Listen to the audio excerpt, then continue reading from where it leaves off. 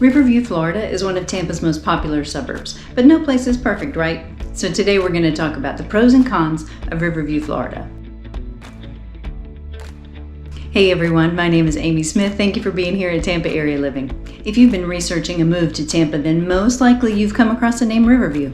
And as I said, it's one of Tampa's most popular suburbs. You can see more about Riverview in some of my other videos, so I put a link to that playlist in the description box below. And as I said, today we're going to talk about pros and cons, but actually some of the topics that I picked are actually pros and cons. I couldn't decide for sure if it's definitely a pro or definitely a con, and some of them are just a mixed bag, and some of them it just has to do with your personal preference. So anyway, let's get started. One of the best things about Riverview is its proximity to so many great things in Tampa and all over this area of Florida. But if we're speaking just about Riverview, I wanted to talk about things to do in Riverview without going somewhere else. This was definitely a mixed bag, but I'll tell you, I'm leaning towards con. Almost everything that there is to do in Riverview is centered around outdoor activities, which is great. I love being outside, and it's Florida. But because Riverview is so residential, most of those outdoor activities are centered around the local subdivision, whether that's swimming or even golf, tennis, hiking, walking. You get the idea. So if you don't have access to some of that in the neighborhood where you happen to live in Riverview, then outdoor activities can be a bit of a challenge. For example, golf. There's only one public golf course in Riverview.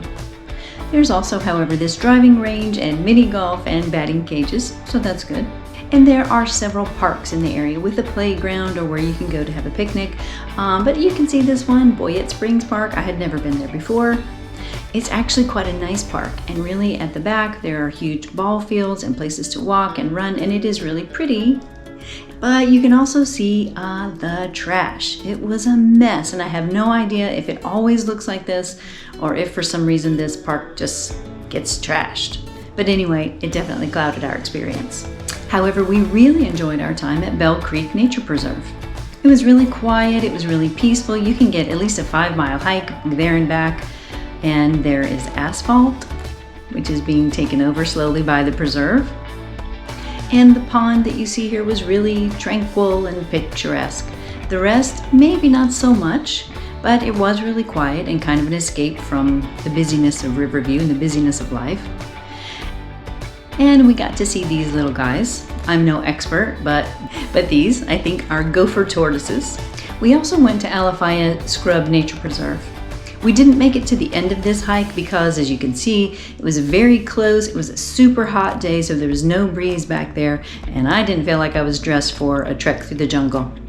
If you want access to the water, like hiking along the river, that is more difficult to find, and in fact is easier to find in places like Lithia or Valrico. For indoor things to do, there are some indoor things to do in Riverview. There are 2 big movie theaters, there's a bowling alley, and there's even a museum, Showman's Museum. And I'm so mad that I didn't make myself go in. I have to admit, though, that part of the reason we didn't go in was the outside looked a little bit run down. But then when I started looking at the Google reviews, and there were so many glowing reviews, I really felt like I missed something, so I'm going back. Another video. The next topic is, however, easily a con, and that is traffic. I feel like I'm always mentioning traffic, but look, it's a way of life in the Tampa area. Riverview is like some of the other areas around Tampa that grew so quickly from a rural area where the infrastructure just didn't keep up with the population demand. The third category is schools. Schools are a bit of a mixed bag, I will admit, and I'm very sensitive to talking about schools because I used to be a teacher, and of course I'm a parent too, and I know what that part's like. There are several A-rated or A- rated schools in Riverview, like Riverview High School, Bell Creek Academy, and Winthrop Charter Schools. There are several B+, B- rated schools as well. Boyette Springs Elementary, East Bay High School, Watergrass Elementary, Sessoms Elementary, Collins Elementary, Warren Hope Dawson Elementary, and Rogers Middle. There are also some C+, and C- rated schools in Riverview as well. And look, some of the schools might not be located in Riverview, but residents of Riverview would have to send their children there because of the proximity.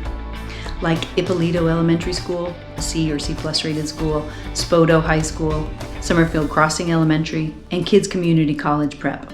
Our next topic, I think is a pro. You may disagree, but for local amenities, I think Riverview definitely deserves a pro for this. I'm talking about healthcare, shopping, and dining. So for healthcare, there's St. Joseph's Hospital. For shopping, there are all number of big box stores from Walmart and Publix and Target. For dining, it's very similar.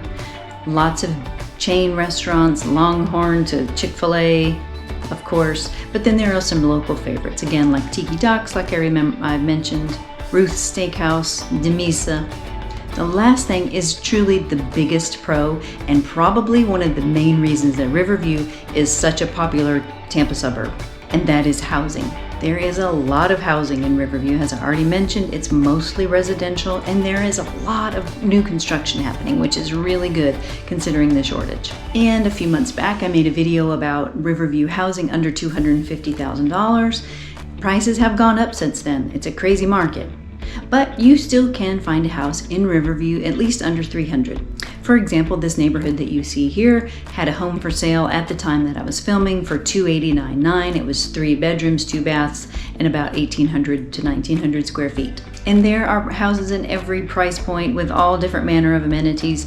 These houses here are right on the Alafire River. They're really beautiful. A street or two over, there was a new listing for $2.25 million to put it in perspective. Thank you so much for being here today. I really appreciate it. I hope you enjoyed the pros and cons of Riverview. If you have a comment, feel free to leave it, or a question, don't hesitate to reach out. I look forward to seeing you next time.